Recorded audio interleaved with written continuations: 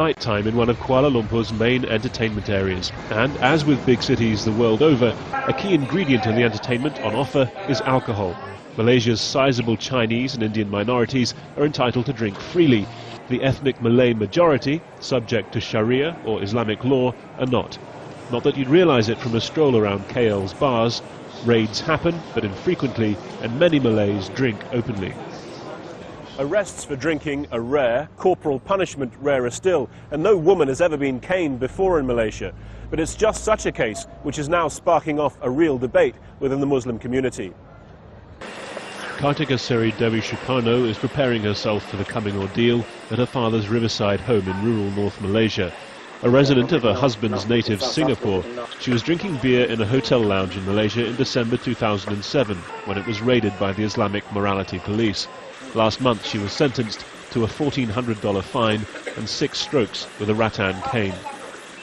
I already believe that there is some reasons that why they do this. I accept the sentence given to me and I don't want to appeal.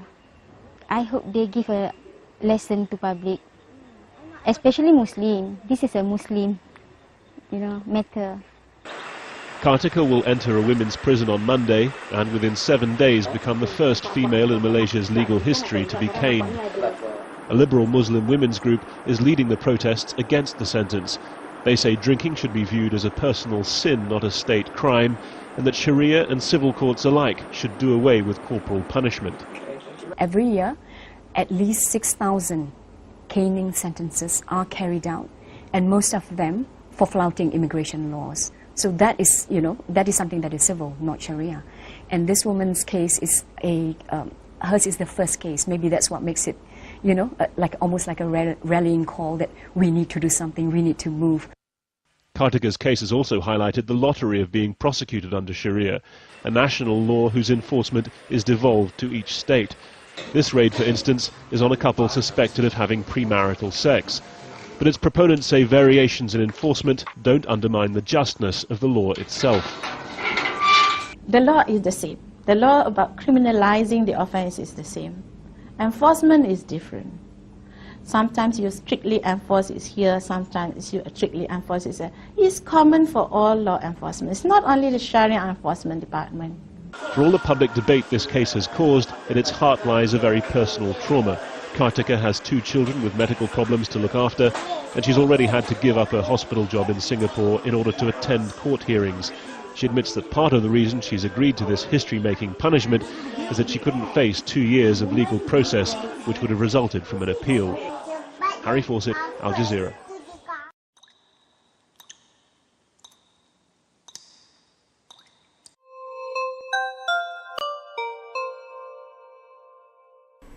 Good evening, I'm Daniel Anthony. It's Wednesday, the 5th of April, Children's Day in Palestine and the Palestinian territories. Yesterday in the Dewan Rakyat, Tasik Gelugor MP Shabuddin Yahya rebutted Kulai MP Teo Nie Ching's proposal to have the minimum age for marriage increased to 18. Shabuddin, who is a former Sharia court judge, says that statutory rape is a crime under any circumstance, even if consensual.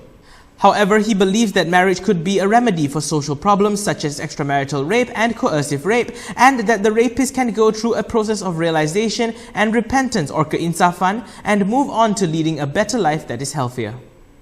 When met in the Parliament lobby today, Shabuddin said that he was disappointed and shocked at how the media had reported his debate inaccurately and out of context, giving the impression that he was encouraging sexual crimes and supported marriage between rapists and their victims. Masalah dia zina ke, masalah dia rogol ke, yang paling penting ialah apabila mereka melalui satu proses keinsafan, proses mereka bertaubat. Orang berzina, orang rogol ini kesalahan dia tetap kesalahan jenayah. Tetapi mereka ini mereka mempunyai satu peluang, mungkin dengan sebab perkahwinan itulah mereka dapat melalui satu kehidupan lain yang lebih sihat, yang lebih baik.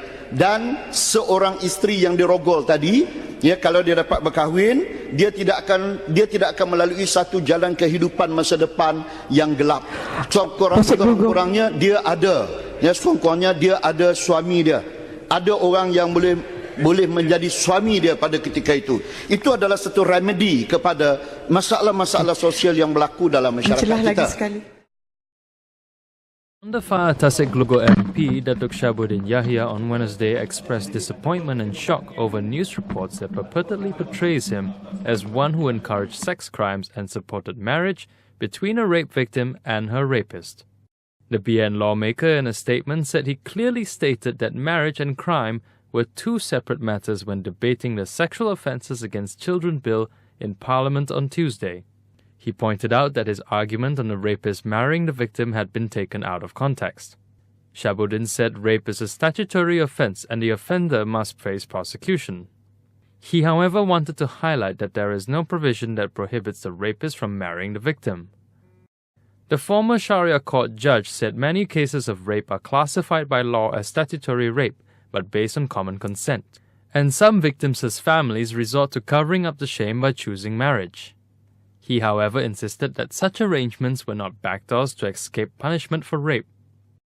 The MP also criticized the media for spinning his remarks that girls as young as 9 were physically and spiritually ready for marriage. He claimed he was referring to varying ages that girls achieve puberty, and this did not mean that all 9-year-olds are marriageable. Shabuddin sparked public outrage for his remarks when objecting to a bid by Kulai MP Teo Ni Ching to have child marriages banned as part of the Sexual Offences Against Children Bill. Members of the press covering the Parliament session were eagerly waiting to get his comments on Wednesday. He, however, refused to speak to reporters after holding an exclusive interview with RTM at the media room, even after one of them asked a burning question.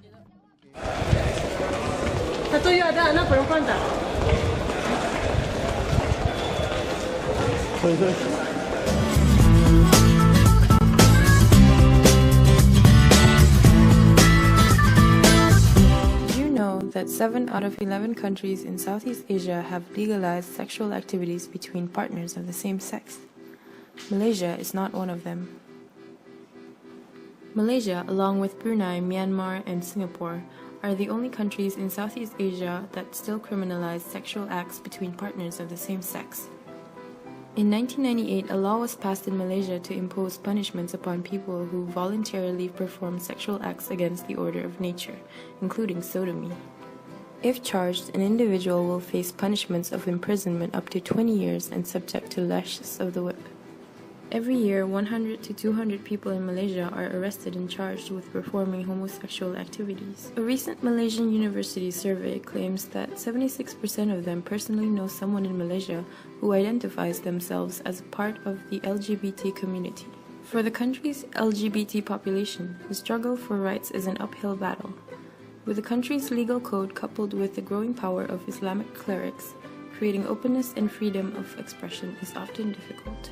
In 1998, the People's Anti-Homosexual Voluntary Movement, or PASRA, was created to lobby for stricter criminal laws against homosexuality and promotes discrimination against the LGBT community. However, the recent university survey claims that 82% of them have never deliberately bullied or harassed members of the LGBT community. The survey also concluded that 46% agree that everyone is entitled to freedom to love, regardless of their sexual orientation, whereas 50% believe that they have no right to judge or interfere in other people's lives. And only 4% believe that homosexuality is immoral and that the offender should be punished harshly. Some individuals have been brave enough to stand up for their right to love freely, such as art consultant Pang Ki-Teik and singer-songwriter Jerome Coogan. In 2008, the two founded an annual sexuality rights festival held in Kuala Lumpur, appropriately named Sexuality Merdeka, which loosely translates as sexuality independence or freedom. According to the university survey, 82% of the people taking the survey agreed that lesbians, gays, bisexuals, transgenders, intersexes, and questioning people in Malaysia deserve the right to be free from discrimination. And although many people living in Malaysia are starting to accept the LGBT community, we are still a long way from the equality of the rights for everyone regardless of their sexual orientation and gender identity.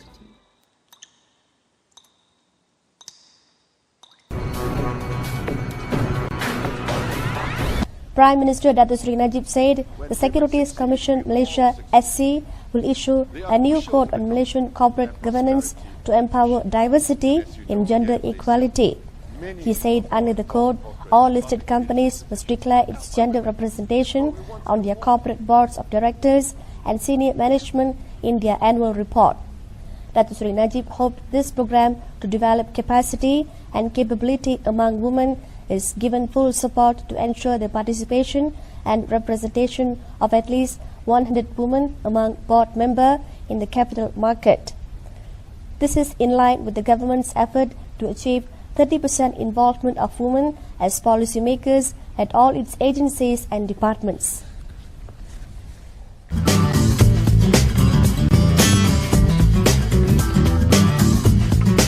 Parents didn't love me less because I was born a daughter. When I was 8, I was confused at being called bossy because I wanted to direct the plays that we would put on for our parents. But the boys were not. When at 14, I started to be sexualized by certain elements of the media. When at 15, my girlfriends started dropping out of their beloved sports teams because they didn't want to appear muscly. When at 18, my male friends were unable to express their feelings. I decided that I was a feminist. For the record, feminism by definition is the belief that men and women should have equal rights and opportunities. How can we affect change in the world when only half of it is invited or feel welcome to participate in the conversation? Both men and women should feel free to be sensitive. Both men and women should feel free to be strong. It is time that we all perceive gender on a spectrum instead of two sets of opposing ideals. All that is needed for the forces of evil to triumph is for good men and women to do nothing. If not me, who? If not now, when? And if you still hate the word, it is not the word that is important. It's the idea and the ambition behind it. If we stop defining each other by what we are not and start defining ourselves by who we are, we can all be freer.